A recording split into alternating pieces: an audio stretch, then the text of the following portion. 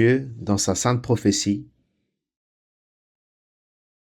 m'avait promis qu'il allait me guérir de quelques problèmes de santé que j'avais et qu'il allait permettre que je voyage à un lieu où j'allais me sentir bien.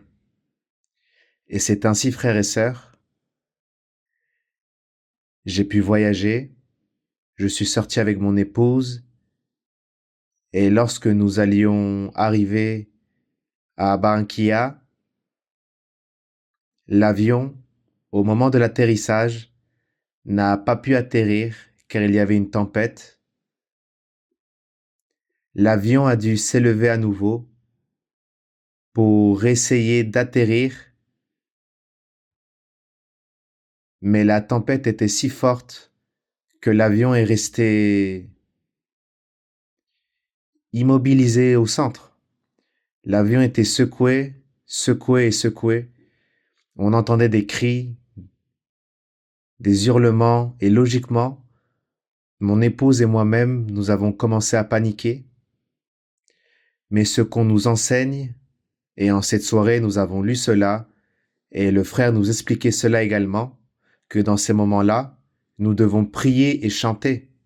Mon épouse s'est mise à chanter et moi à prier, et je disais à Dieu, « Mon Dieu, si cela n'était pas le voyage que tu m'as promis, que ta volonté soit faite. » Et ce fut ainsi, frères et sœurs, l'avion s'est élevé à nouveau et a essayé d'atterrir à la ville voisine, Santa Marta, mais il n'a pas pu le faire. L'avion était envoyé à Cartagena et il a finalement pu atterrir. Frères et sœurs, je suis arrivé et j'ai réalisé tous les examens médicaux. J'ai profité de l'occasion pour les faire et je suis complètement guéri. Et tout cela, je le témoigne pour la gloire et l'honneur de notre Dieu. Avant que j'arrive à l'église, j'avais environ 17 ans. Un esprit me tourmentait beaucoup. J'aimais beaucoup rester seule à la maison et j'entendais toujours la voix d'un homme. Je sentais qu'on me observait, qu'on me suivait, mais cela ne m'inquiétait pas car j'aimais être seule et je n'y prêtais pas attention. J'adorais aussi les films d'horreur. Cela me rendait heureuse, je ne regardais que des films d'horreur et aucun autre genre. Cependant, je me suis rendu compte que lorsque je regardais ces films, cet esprit me dérangeait encore plus. Jusqu'à qu'un jour, je commence à constater des agressions physiques sur mon corps. Je sortais de la douche et je voyais des morsures sur mes bras, des griffures dans mon dos et des marques de mains sur mes jambes. Je le racontais à ma mère et elle prenait des photos de tout cela. À cette époque, j'étais catholique.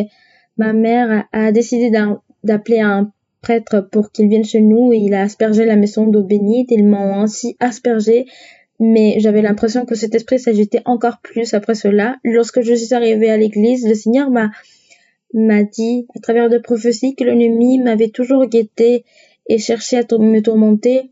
Il le faisait également à travers mes rêves, car je faisais beaucoup de cauchemars et je dormais très peu. Mais le Seigneur m'a dit de ne pas m'inquiéter, qu'il me délivrerait, que je devais le suivre et continuer à assister à l'église. 1 an plus tard, j'ai décidé de me faire baptiser en eau. Au moment où je suis sortie de l'eau, je ressentis mon corps incroyablement légère comme une plume. Dès cet instant, le Seigneur m'a délivré de cet esprit, car après mon baptême, cet esprit ne m'a plus jamais tourmenté ni agressé physiquement. Je témoigne cela pour l'honneur et la gloire du Seigneur. Bonsoir frères et sœurs, que Dieu vous bénisse. Je témoigne pour la gloire et l'honneur de notre Dieu. Il y a quelque temps, lorsque je suis arrivée dans ce pays par la promesse du Seigneur, il m'a dit qu'il m'avait amené dans cette nation pour me bénir, non seulement intellectuellement, mais aussi spirituellement. À ce moment-là, je ne comprenais pas grand-chose à propos du Saint-Esprit et je n'accordais pas beaucoup d'importance à ma vie spirituelle. Par conséquent, je n'étais pas très assidue à l'église et je faisais peu d'efforts pour atteindre les promesses que le Seigneur m'avait faites concernant ma vie spirituelle. Un jour, alors que j'étais très triste face à une situation que je vivais, le Seigneur m'a parlé et m'a dit de ne pas m'inquiéter pour cette situation, car il s'en occuperait, mais que je devais ouvrir mon cœur pour lui donner la première place et être constante dans ma présence dans ces lieux saints. C'est ainsi que, frères et sœurs, j'ai décidé de lui obéir. J'ai commencé à aller plus régulièrement à l'église. Au début, je participais peu aux louanges car il m'était difficile de louer. Je n'avais pas de mots pour louer le Seigneur et cela me faisait de la peine car je savais que je ne remplissais pas ce que le Seigneur m'avait demandé. Je priais le Seigneur pour qu'il me garde, m'aide à obéir son ordre et m'apprenne à le louer.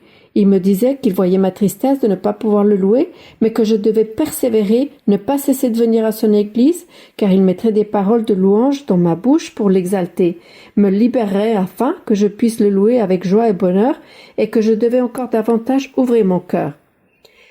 Peu à peu, j'ai commencé à prêter attention à tout ce que le Seigneur nous enseignait à travers de notre sœur Maria-Luisa et de nos frères. Je me suis exercée à chanter a cappella, à consacrer un moment quotidien au Seigneur et à tenir un cahier où j'écrivais des psaumes et des paroles de louange. Alors j'ai vu comment petit à petit le Seigneur me libérait, m'enseignait et mettait dans mon cœur le désir de recevoir sa bénédiction spirituelle. Le temps a passé et le Seigneur m'a dit « Le moment de ta bénédiction est arrivé. Je te donnerai de ce qui est à moi, car très bientôt je te donnerai cette grande récompense et tu me loueras en langue. » Et dimanche dernier, lors de la prière de notre sœur Maria-Luisa, ma seule requête devant le Seigneur était que ce jour-là, je voulais recevoir sa bénédiction spirituelle. Je lui disais que mon âme l'attendait comme les veilleurs attendent l'aurore. C'est ainsi qu'au moment de la louange, le Seigneur m'a donné de son Saint-Esprit. Et je témoigne pour donner gloire à notre Dieu.